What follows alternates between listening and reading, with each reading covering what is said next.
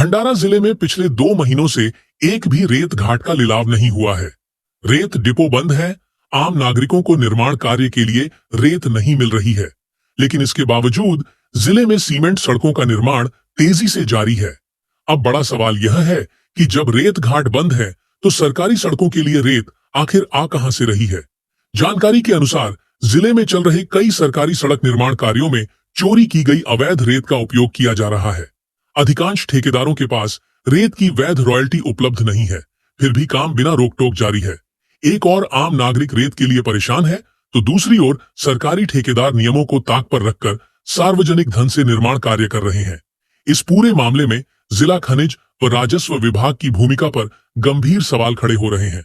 कार्रवाई के नाम पर अब तक सिर्फ खामोशी ही देखने को मिली है।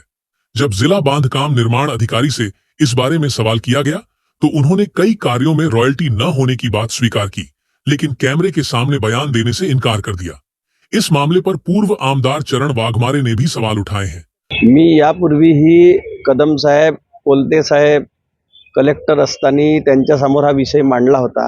आताही अतिरिक्त जिल्हाधिकारी जाधव साहेबांच्या समोर हा विषय ठेवला की या जिल्ह्यामध्ये गोन खनिज बंद आहे, त्याला मंजुरी नसताना विविध शासकीय यंत्रणेकडून ज्या पद्धतीनं ज्या ठिकाणी रेती मुरुमाची आवश्यकता अशा प्रकारचे काम सुरू आहेत, तर ते कसे काय सुरू आहेत?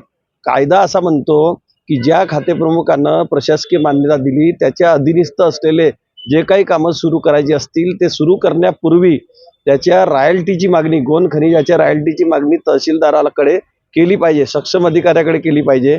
पण तसा कोणताही खातेप्रमुख या जिल्ह्यातला करत नाही आणि प्रसंगी कंत्राटदार हे चोरीच्या गोन खनिज वापरतात। जेव्हा त्याचे बिल सादर होतात तेव्हा त्याच्या बिलातून रॉयल्टीची रक्कम काटली जाते। याचाच अर्थ त्यांनी चोरीच्या गोन खनिज वापरला हे सिद्ध होत आहे।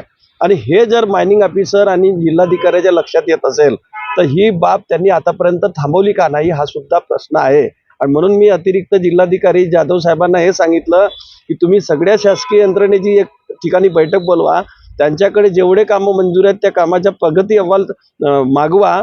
त्या प्रगती अहवालामध्ये किती कामं सुरू आहेत, त्या कामासाठी इस्टिमेटमध्ये प्रोव्हिजन किती किलोमीटरची होती गोन खनिजाची आणि त्याप्रमाणे त्याचे रॉयल्टीचे चार्ट तयार झाले आहेत का, शासनाने त्याला मंजुरी दिली आहे का गोन खनिजाला, आणि मंजुरी नसेल तर तो गोन खनिज कुठून वापरला जातो याची कधी चौकशी करण्याचा प्रयत्न केला का?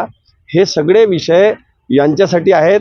आणि मला असं वाटते की शासन एकीकडे अधिकाऱ्यांवर प्रेशर टाकतो, दुसरीकडे प्रशासनाला अडचणीत आणतो, त्यापेक्षा शासनाने 100% कायद्याचे पालन करण्याच्या अनुषंगानं आपल्या स्तरावर निर्णय घेतले तर मला असं वाटते की कामं करणाऱ्याला गोन खनिज वेळेवर उपलब्ध होऊ शकेल, त्यांच्या क्वारीच्या अप्रूव्हल वेळेवर मिळू शकतील आणि कोणीही अडचणीत सरकारी कर्मचारी अधिकारी येणार नाही।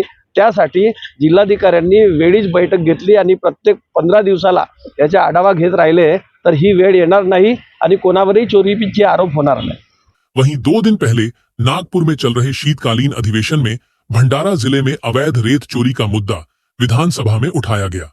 अब देखना ये होगा कि क्या प्रशासन अवैध रेत के इस खेल पर लगाम लगाएगा या फिर यह खेल यूं ही चलता रहेगा।